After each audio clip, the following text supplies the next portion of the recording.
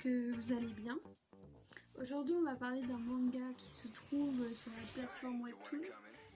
Il s'appelle Lalyn's Curse, ou en français la malédiction de Laline. Bon, j'ai tellement l'habitude de dire le titre original parce que j'ai commencé en anglais, parce que c'était pas sorti en français, donc voilà. Donc c'est pour ça que je dis tout le temps Lalyn's Curse. Donc il a été créé par l'artiste Isaki, de son vrai nom Isabelle Terol Martinez. Elle est espagnole. Donc j'ai appris qu'elle avait déjà écrit un manga en Espagne, mais j'ai pas réussi à trouver le nom. Et franchement ça a l'air intéressant parce que j'ai entendu parler que ça parlait de jeux vidéo ou quelque chose comme ça. Et qu'il y avait une référence à Lalyn's Curse parce que les deux créateurs du jeu étaient David et Félix. Et vous allez voir pourquoi. Référence à Lalyn's Curse. Donc, la date de sortie de Lalyn's Curse sur la plateforme Webtoon est le 18 avril 2019. Je me suis référée par rapport à la sortie du premier épisode qui est un prologue sur Webtoon. Donc je vais vous faire un petit résumé de l'histoire de Lalyn's Curse et vous allez voir dedans pourquoi il y a une référence à son premier manga avec les personnages de David et Félix.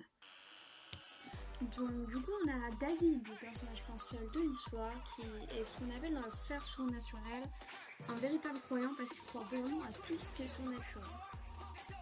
Donc accompagné de son meilleur ami Félix, qui est sceptique, qui lui ne veut pas du tout croire au surnaturel. Vous allez voir plus tard dans l'histoire si vous allez le lire.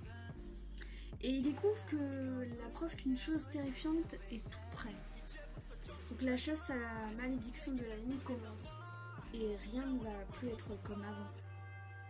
Donc là, je pense que vous avez compris la référence à son précédent manga parce que les deux créateurs de jeux qu'on a vu dans le manga sont David et Félix. Et là, les personnages principaux de l'histoire sont David et Félix, deux meilleurs amis. Donc là on voit vraiment que cette histoire elle tourne vraiment autour du surnaturel. Donc si vous aimez le surnaturel, allez le lire, mais si vous aimez aussi le sang, allez le lire parce que au moment de l'histoire il y a un flashback et il y a beaucoup de sang dans le flashback et à certains moments de l'histoire. Et si vous aimez voir des adolescents trouver une main, un membre pourri, allez voir aussi parce que ça m'a tué quand même. Il se balade avec une photo d'une main pourrie, hein, écoutez, c'est leur délire. Donc comme personnage il n'y a pas que David et Félix dans l'histoire. C'est juste qu'eux ils sont persos principaux, donc voilà. Donc il y a Cody, Tobias, Eric, Maria, Lucia et Noémie.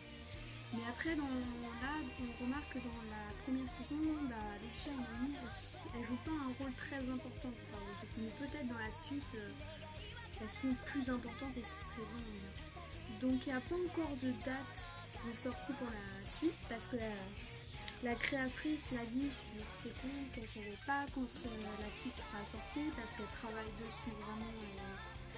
Voilà. Donc il y a eu un dévoilement des chara-design, on va dire, des personnages dans la saison 2 sur Twitter et Instagram. Donc David, Félix, Cody, Tobias, Maria, Lucia, Noémie et Eric. Elle a dévoilé leur chara-design sur son Twitter et Instagram. Donc je vais vous dire, elle est plus active sur son Twitter parce qu'elle publie pratiquement tous les jours. Elle montre ses dessins, ce qu'elle fait, ce qu'elle aime. Elle republie par exemple des dessins de ses fans, etc. Voilà. Donc je vais mettre le nom de son Twitter et son Instagram dans la description pour que vous alliez voir. Mais elle est plus active honnêtement sur son Twitter que sur son Instagram. Parce que par exemple pour son Instagram ça fait au moins peut-être quelques mois qu'elle n'a pas vu publier dessus, alors que Twitter elle publie pratiquement tous les jours dessus. Voilà. Donc j'espère que cette vidéo vous aura plu. N'hésitez pas à lâcher un like. Et on se dit au revoir.